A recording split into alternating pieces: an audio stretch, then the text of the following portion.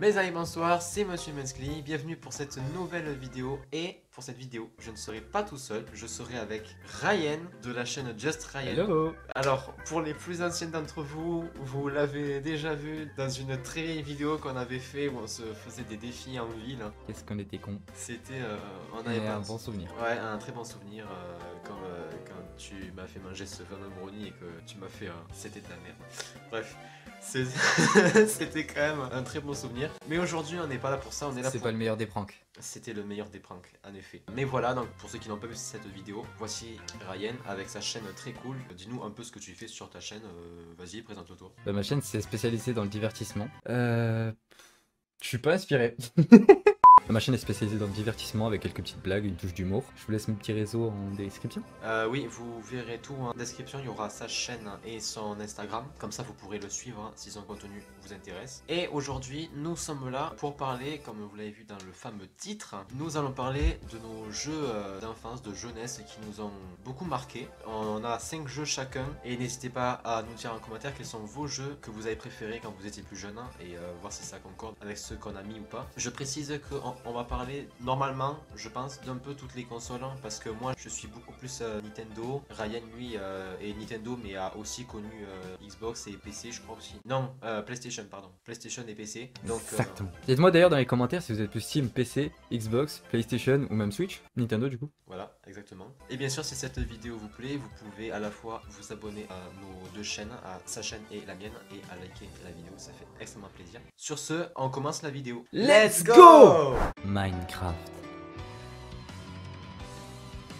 Comment parler de jeux vidéo sans parler du géant qu'est Minecraft? Sorti en 2011 et créé par Marcus Persson, alias Notch pour les intimes, Minecraft est le jeu le plus vendu au monde. Joué sur plusieurs plateformes, attention la liste est longue, Windows, macOS, Linux, Xbox 360, Xbox One, Xbox Series X, PlayStation 3, PlayStation 4, PlayStation 5, PlayStation Vita, iOS, Android, Windows Phone, Kindle Fire, New Nintendo 3DS, Wii U, Nintendo Switch. C'est bon pour vous? Passant des premières versions à la version 1.19.2 aujourd'hui et attendant encore la version 1.20, Minecraft a su imposer une place importante au sein du jeu vidéo. Actuellement le jeu le plus acheté au monde avec plus de 288 millions d'exemplaires vendus, Minecraft se place à la première position et reste encore aujourd'hui l'un des jeux les plus populaires, à savoir la deuxième place juste après Fortnite en cet été 2022. Mais du coup Ryan, pourquoi tu aimes autant ce jeu? Comment ça, quel faux raccord? Bah tout simplement parce que c'est le premier jeu PC auquel j'ai vraiment joué. Que ce soit la version Java Edition au tout début, Pocket Edition par téléphone, ou bien la version Bedrock sortie récemment. Mais pour ceux qui vivent sur une grotte, Minecraft c'est quoi? Minecraft est un jeu vidéo open world, rassemblant les modes survie et créatif, pouvant se jouer tout seul ou bien sur des serveurs en multijoueur, et en cross-platform depuis le rachat de Mojang par Microsoft. Mais Mojang ne s'est pas arrêté là. Depuis sa sortie en 2011, Minecraft a vu des jeux du même nom sortir, aussi intrigants les uns que les autres. En 2015, Minecraft Story Mode, en 2019 Minecraft Earth et le dernier en liste en 2020 Minecraft Dungeon. Mario Party 9. Alors pour le premier jeu que j'ai choisi de vous présenter qui a marqué ma jeunesse, et bien c'est un jeu sur Wii puisque c'est Super Mario Party 9. Ce Mario Party m'a d'une marqué parce que c'est mon deuxième Mario Party après Mario Party sur DS qui m'a tout aussi marqué que l'opus Wii. Mais Mario Party 9 m'a impressionné parce que vraiment ce jeu est incroyable, que ce soit en termes de graphisme, d'animation, de couleurs, les musiques qui étaient incroyables. J'ai passé beaucoup de temps sur quasiment tous les modes de jeu, mis à part le contre-la-montre qui était légèrement casse-couille. J'ai joué à ce jeu énormément de fois dans ma vie. J'adorais particulièrement jouer au jeu des plateaux. Chaque plateau a son univers, chaque plateau a sa façon de fonctionner. Parce qu'en fait, chaque plateau marche de la même façon. Chaque personnage est dans une petite voiture, il y en a un qui conduit et les autres qui attendent leur tour. Et le véhicule avance à fonction du chiffre que l'on tire lorsqu'on lance un dé juste avant. Et donc chaque personnage avance à son tour. Et à chaque fois il se passe plein d'événements. Il y a un sbire de Bowser qui arrive à tout moment et qui peut dire tel personnage affronte tel personnage. On tombe sur des mini-jeux chacun pour soi, des mini-jeux duel, on peut reculer de plusieurs cases. Sur certains niveaux il y a des ennemis qui peuvent suivre. Je pense notamment au plateau, je crois que c'est Panique à la fabrique ou un truc comme ça, où il est possible de tomber sur une case événement, et cet événement va faire tomber un bob-omb sur le devant de notre voiture, et en fait plus les déplacements seront grands et plus la bombe aura une chance d'exploser, et évidemment ça fait des dégâts à nos personnages et ça fait perdre nos étoiles, parce que oui, le but du jeu de Mario Party 9 c'est de récolter les petites étoiles qui ont été dispersées partout à cause de Bowser. Alors pourquoi il a fait ça, je n'en ai aucune idée, mais au moins ça apporte un coup de neuf parce que ça change des princesses qu'il faut sauver. Et puis on est dans un Mario Party donc ce serait un peu bizarre. Les personnages étaient pas nombreux mais ils étaient tous intéressants à jouer. Franchement pour un jeu Wii, les graphismes étaient vachement cool et l'animation aussi. Il n'y a pas de latence, il n'y a pas de bugs, etc. Même les autres mini-jeux, il y avait un mini-jeu course à l'escalier, il y avait un mini-jeu aussi où on pouvait faire des plantations, c'était trop bien. Et le mieux c'était la galerie de boss. On affrontait un par un les boss qu'on avait déjà vaincus quand on faisait des plateaux. Et ça c'était vachement cool et ça faisait passer de très bons moments. Donc voilà, Mario Party 9 sera à jamais l'un des meilleurs Mario Party que j'aurais fait de ma vie. Voilà. Fortnite.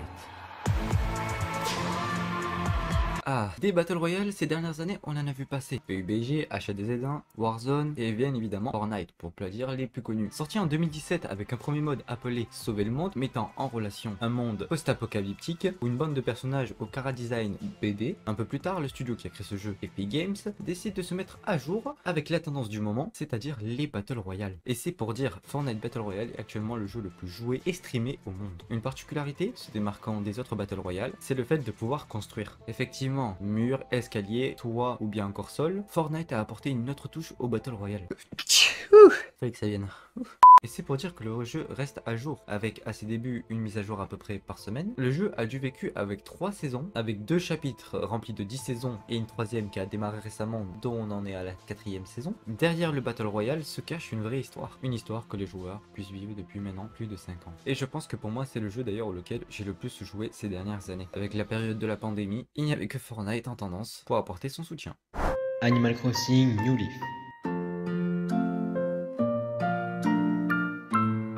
Ensuite, le deuxième jeu que j'aimerais vous parler, c'est évidemment un jeu sur 3DS. Et pas n'importe lequel, puisque je vais parler d'un jeu en particulier qui m'a beaucoup marqué sur la 3DS. Je parle de Animal Crossing New Leaf. Franchement, même si l'opus sur la DS, Animal Crossing Wild World, était vraiment très bien. Animal Crossing Wild World, c'était vraiment ma petite enfance, quoi. Vraiment, c'était en primaire et il était vraiment très bien. J'ai vécu de très bons moments sur ce jeu. Je ne voulais jamais lâcher la console parce que le jeu était vraiment très bien et très prenant. Mais arrivé au collège, ce n'est rien comparé à Animal Crossing New Leaf. Jamais, au grand jamais, ils ne pourront faire un meilleur Animal Crossing que New Leaf. Parce que tout y est. L'ambiance, les musiques, les graphismes, encore une fois, pour de la 3DS, c'est vraiment très beau. Les personnages sont mignons, les couleurs sont attirantes.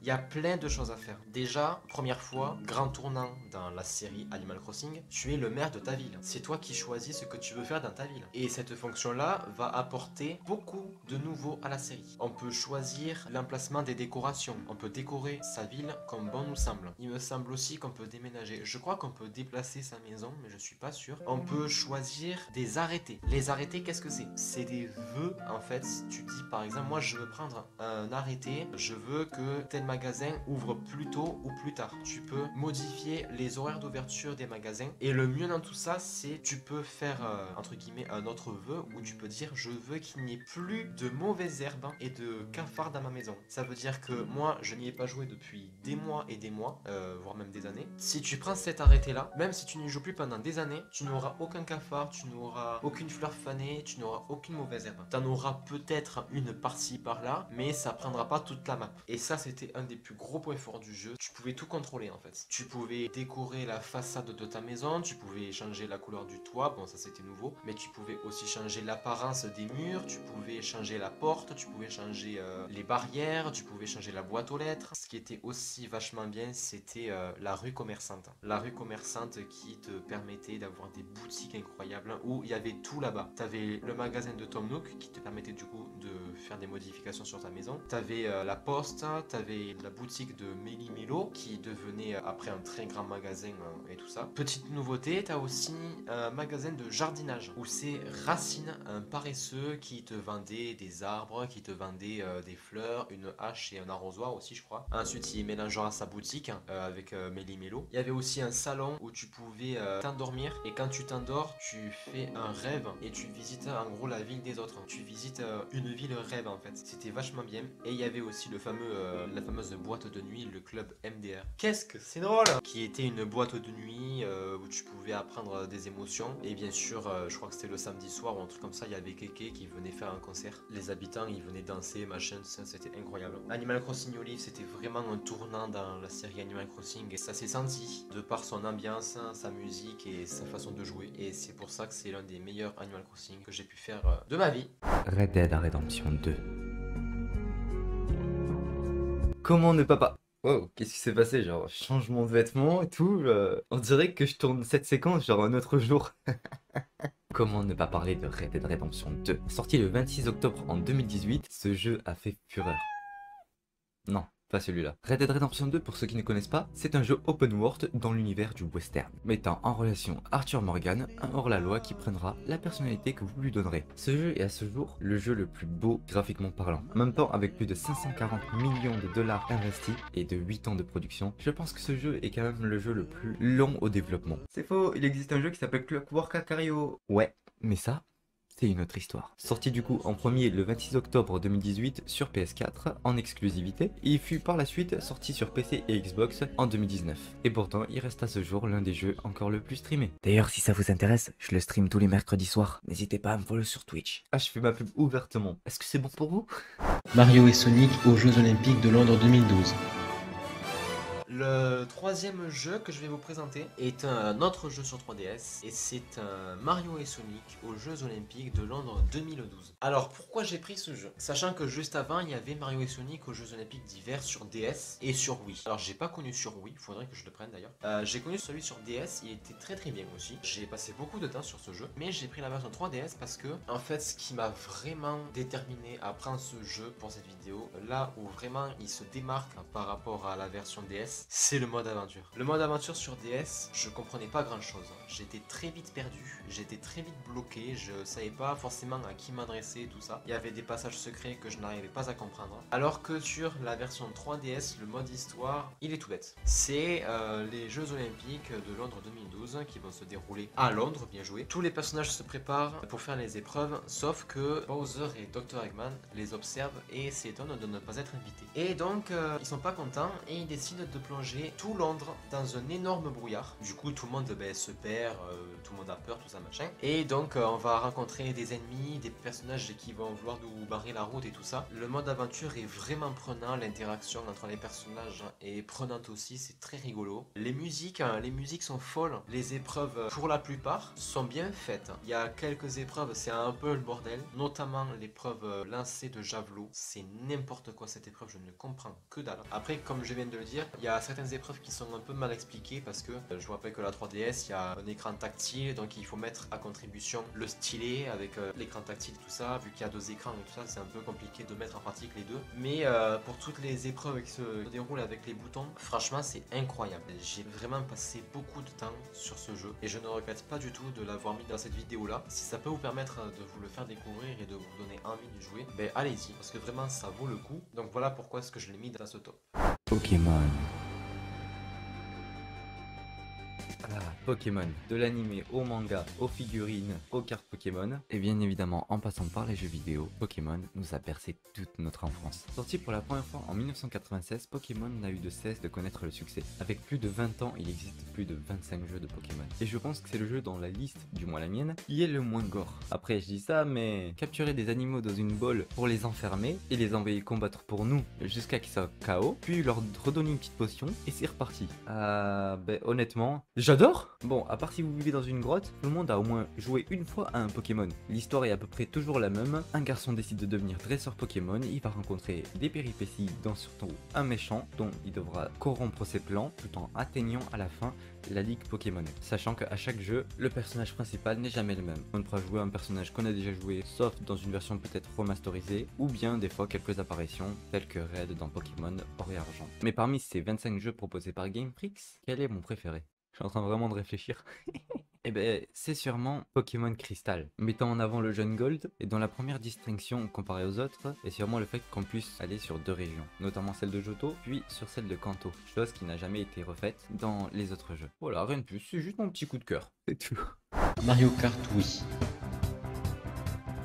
Pour le 4e jeu, j'ai choisi un jeu sur Wii, encore une fois. Et c'est nul autre que le meilleur des Mario Kart que j'ai pu faire dans ma vie. C'est Mario Kart Wii. T'as vu, ça rime un petit peu, c'est fou la vie. Tous les circuits sont vraiment excellents. Après, il y en a quelques-uns qui sont un peu plus chiants que d'autres. Mais bon, ça c'est propre à tous les Mario Kart. Mais les circuits sont trop bien, les musiques sont trop bien. Encore une fois, pour un jeu Wii, les graphismes sont pépites. Hein. Pépito. Mouah. Les personnages, hein, je pense que c'est l'un des seuls Mario Kart qui propose vraiment des personnages ultra intéressants. Parce que Mario Kart DS, bon, étant donné que la DS est pas très puissante, le roster des personnages est un petit peu justifié. Mario Kart 7, il n'y a pas de justification. Wiggler, on s'en bat les couilles. La reine des abeilles, qu'est-ce qu'elle fout là? Le lac qui tue, j'en ai rien à cirer. On s'en fout complètement en fait, vraiment. Et Mario Kart Deluxe, c'est pareil. Mario Tanuki, je m'en fous. Peach Chat, je m'en contre cœur le poireau. Et puis surtout, Peach d'or rose. Qu'est-ce qu'elle fout là, Peach d'or rose? Non, il y a des personnages qui ne valent pas la peine en fait. Alors que Mario Kart,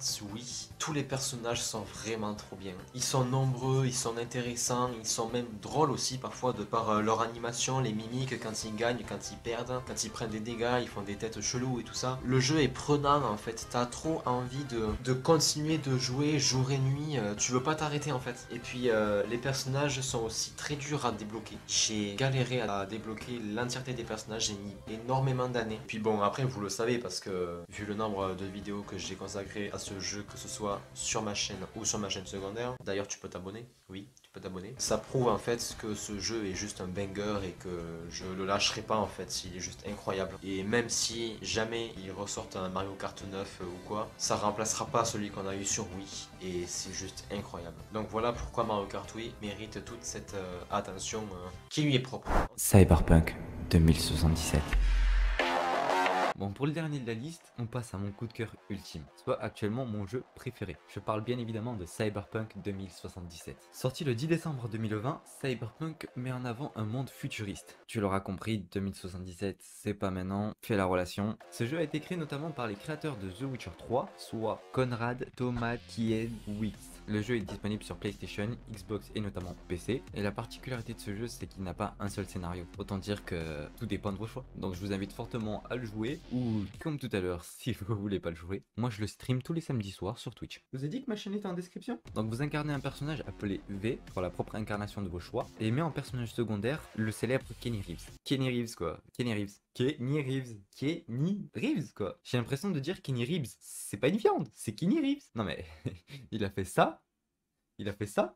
Il a fait ça. Voilà, j'espère de pas avoir trop spoilé. Le jeu est à découvrir. Super Mario 64 DS. Enfin, pour le dernier jeu de mon classement, je retourne sur un jeu DS. Alors, les jeux DS, il y en a plein qui m'ont marqué. Il y a Mario Kart DS, il y a un jeu Pokémon que je n'ai jamais fini. Il y a New Super Mario Bros DS qui était vraiment très très bien. Mais celui dont je vais vous parler dans cette vidéo-là, en tout cas, eh bien, ce sera Super Mario 64 DS. Alors, j'ai la compilation Mario 3D All-Star sur Switch. Donc, il y a la version de base de Mario 64. Mais bon, étant donné que je ne l'ai pas connu à l'époque et qu'il est putain de dur. Pardon, mais c'est tellement vrai. Mais j'ai mis la version DS. J'ai mis le remake DS. Déjà parce que c'est un remake, mais il a quasiment rien à voir avec la version originale. Parce que il y a plus de personnages jouables. Déjà, on a bel et bien Luigi, mais on a aussi Wario et Yoshi. Dans la version de base, Mario est jouable pendant tout le long de l'aventure. En plus de l'arrivée de Luigi, Wario et Yoshi, l'aventure se commence avec Yoshi, puisque Mario, Luigi et Wario vont être retenus prisonniers. Et c'est Yoshi qui va devoir sauver Mario, Mario qui va sauver Luigi et Luigi qui va sauver Wario. Et après, on finit le jeu avec Mario. En fait, la façon de jouer n'a rien à voir avec la version de base. Et ça donne un air un peu plus jeune au jeu aussi. Parce que c'est vrai que Mario 64 a quand même vieilli. Ça veut pas dire qu'il a mal vieilli, hein, mais bon, les graphismes et tout ça, tu sens que c'était le premier pas vers la 3D. Et que Mario l'a plus que très bien réussi. Mais la version DS a quand même ce petit charme que j'ai pas retrouvé sur la version de base. De par ses personnages jouables et puis aussi parce qu'ils ont rajouté des mini-jeux que l'on peut faire à côté de la quête principale, à savoir finir le jeu si vous n'avez pas compris. Et je crois aussi qu'on peut faire l'aventure principale en mode multijoueur, parce que oui, ils ont mis un mode multijoueur, mais je pense que la version DS est quand même passée assez inaperçue. Mais franchement, c'est un des meilleurs jeux DS auxquels j'aurais pu jouer dans ma vie, avec Mario Kart et tout ça, mais vraiment, il était incroyable. C'est un jeu intemporel en fait, tu peux y jouer à tout âge, à n'importe quel moment, il n'y a pas de temps limite en fait, il n'y a pas d'âge limite, il n'y a pas de truc et tout ça. Le jeu est impérissable, il est vraiment excellent. Après quand même, les graphismes sont beaux, c'est vrai que le jeu niveau graphisme est quand même un petit peu trop pixelisé. Il est moins que Mario Kart DS, Mario Kart DS est beau, mais putain ça fait un coup de vieux, hein. Il est quand même extrêmement pixelisé. Mario Kart 64 est très pixelisé, mais il est quand même un peu moins que Mario Kart. Donc il est un peu plus joli que Mario Kart. Mais c'est vrai que voilà, si tu vois le personnage de loin, tu vois une bouille de pixels. C'est vrai que les graphismes c'est pas son point fort. C'est vrai que il y a quand même des textures un peu moches des fois. Mais pour ce que c'était à l'époque, c'est pas grave en fait, parce que nous tout ce qu'on voulait c'était jouer avec tous ces personnages jouables, hein, et passer du temps dans les niveaux, découvrir des passages secrets. Donc voilà. Et bien voilà, j'ai fini mon top. J'espère que cette vidéo vous aura plu, que nos choix vous auront plu aussi. Et encore une fois, dites-nous en commentaire ce que vous en avez pensé et quel team vous êtes, etc. Qu'est-ce que tu fais? Qu'est-ce que tu montres? Il est fou! Ça c'est un pas ce qu'il montre à la caméra, il est là, comme ça. Alors là, c'était pas mal. J'espère que la vidéo t'a plu aussi, Ryan, que l'invitation t'a... C'était grave excellent. C'était grave excellent. C'était un banger. Banger, banger. J'espère que le résultat final... C'était une fournaise. Voilà. C'était qui coulol? C'était c'était une montagne russe. J'espère que le résultat final vous conviendra. Et encore une fois, vous pouvez vous abonner à sa chaîne ainsi qu'à son Instagram. Tout est en description. Et aussi, vous pouvez vous abonner à ma chaîne, la chaîne secondaire aussi que je partage avec Maxime. Et tous nos réseaux sociaux sont en description. Vous pouvez liker cette vidéo si ça vous a plu. Je vous dis à très bientôt pour de prochaines vidéos. Je laisse à Ryan le mot de la fin.